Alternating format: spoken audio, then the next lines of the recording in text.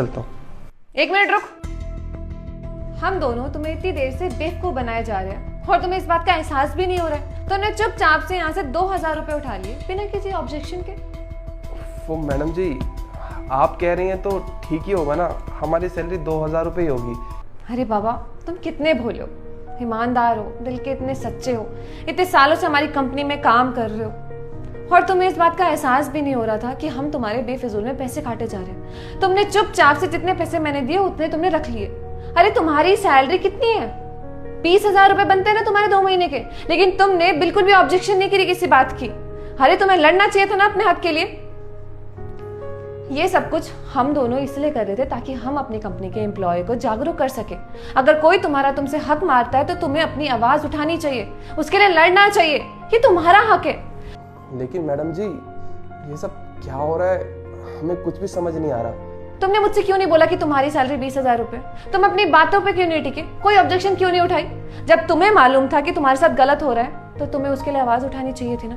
मैंने तुमसे कब बोला था कि तुम्हारी सैलरी 8,000 रुपए, लेकिन तुम मान गए। मैंने तुमसे कब बोला था कि तुम्हारी संडे की सैलरी कटेगी, लेकिन तुम फिर भी मान गए।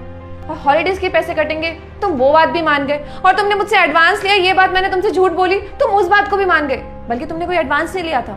अगर तुम गलत नहीं थे, सही थे, तो तुमने मुझसे कुछ क्यों नहीं कहा?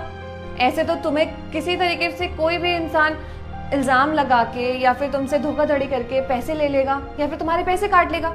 चलो यहाँ तो मैं हूँ, मैं तो तुम्हें ये सब कुछ सबक सिखाने के लिए किया और आगे के लिए जागरूक करने के लिए किया। लेकिन अगर मेरी कंपनी के अलावा किसी और जगह तुम काम करते हो तो अगर वो इंसान तुम्हारी सैलरी काटता है फिर क्या करोगे? इसलिए हमें ना हमेशा अपने हक के लिए लड़ना चाहिए। कोई तुम्हारा सपोर्ट करने के लिए नहीं आएगा, ना ही मैं, ना ही मैनेजर या फिर कोई और। हमें अपने लिए खुद ही लड़ना होता है, अपने लिए खुद ही आवाज उठानी पड़ती है, समझे? ऊपर वाला भी उन्हीं का साथ देता है जो खुद का साथ पहले देते हैं। जी मैडम जी, हम समझ गए। ये लो तुम्हारी बाकी की सैलरी। शुक्रिया मैम साहब। और मैम साहब, ये पैसे ये रखो। और हाँ, दिवाली का मौका है तो बोनस तो बनता है ना। ये लो तुम्हारा दिवाली का इस साल का बोनस और गिफ्ट। हैप्पी दिवाली।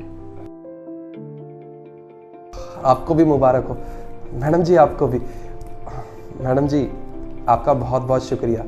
और हाँ मैडम जी, जब तक आप हमारे साथ हैं, हमारे साथ कुछ गलत नहीं हो सकता। और आप जो हमें समझाना चाहते थे